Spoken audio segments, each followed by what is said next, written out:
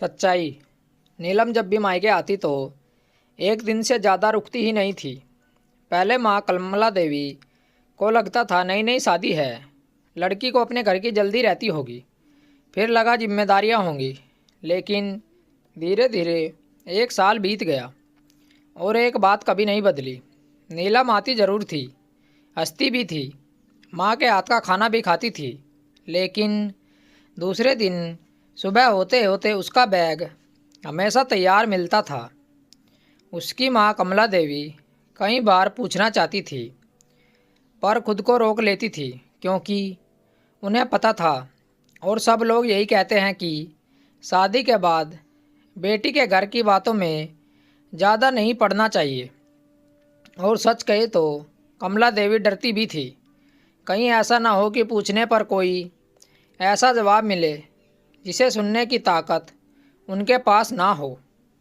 उस दिन जून का महीना था। नीलम पूरे 6 महीने बाद मायके आई थी। घर में वही पुरानी खुशबू थी। रसोई में दाल बन रही थी, क्योंकि बचपन से उसे वही पसंद थी। उसके पिता अब इस दुनिया में नहीं थे, इसलिए कमला देवी हर बार बेटी के आने पर खाना बनाते वक्त थोड़ा सा चुप हो जाती थी। नीलम पहले जैसी नहीं रही थी। पहले घर आते ही अलमारी खोलकर पुराने कपड़े निकालती, पहनती, छत पर जाकर घंटों बैठती, पड़ोस की सहेलियों से मिलती, बातें करती, घूमने जाती। अब वह ज़्यादा समय मोबाइल देखती रहती या माँ के पास बैठकर बस चुप रहती। एक दिन रात को कमला देवी की नींद खुली तो उन्होंने देखा नीलम आंगन में बैठी थी। रात के लगभग 2 बज रहे थे। हाथ में उसके पिता की पुरानी घड़ी थी, जिसे वह शादी के बाद अपने साथ ले गई थी। कमला देवी धीरे से उसके पास आई और बोली, नींद नहीं आ रही है क्या? नीलम हल्का सा मुस्कुराई, वही मुस्कान जिसमें खुशी कम और दर्द ज़्यादा था। बस ऐसे ही कमला देवी उसके बगल में बैठ गई। कुछ मिनट दोनों चुप रही। फिर कमला देवी ने पहली बार गौर किया कि नीलम के बालों में सफ़ेद बाल दिखने लगे थे। उम्र इतनी नहीं थी कि बाल सफ़ेद हों। सुबह जब कमला देवी उठी तो देखा नीलम रसोई में खड़ी थी और साथ ही उसका बैग भी दरवाजे के पास रखा था। कमला देवी रुक गई। उन्होंने धीरे से पूछा, अभी तो आए हुए 1 दिन ही हुआ है, फिर जल्दी जा रही है? नीलम ने बिना उसकी तरफ देखे कहा, वहाँ काम रहता है माँ। यह वही जवाब था जो पिछले 1 साल से हर बार मिलता था, लेकिन इस बार पता नहीं क्यों कमला देवी के अंदर कुछ अटक गया। उन्होंने पहली बार थोड़ा सख्त होकर कहा, काम हर बार रहता है, लेकिन तेरी माँ हर बार नहीं रहेगी। नीलम के हाथ रुक गए और कई सेकंड बाद उसने जो किया वह कमला देवी ने अपनी बेटी के बचपन के बाद पहली बार देखा था। कमला देवी की बात सुनकर नीलम के हाथ सचमुच रुक गए। गैस पर चाय चढ़ी थी, लेकिन उसकी नज़र कहीं और चली गई, जैसे उसने सवाल सुना हो, जवाब भी पता हो, बस बोलने की हिम्मत नहीं हो। कुछ सेकंड बाद उसने जल्दी से मुस्कुराने की कोशिश की और बोली, आप बिना माँ छोटी छोटी बातों पर भावुक हो जाती हैं। यह वही मुस्कान थी जो पिछले 1 साल से हर बार उसके चेहरे पर आ जाती थी। अब असली बात छुपानी होती थी। कमला देवी ने इस बार मुस्कुराकर बात ख़त्म नहीं की। उन्होंने धीरे से पूछा, नीलम, तू वहाँ खुश तो है?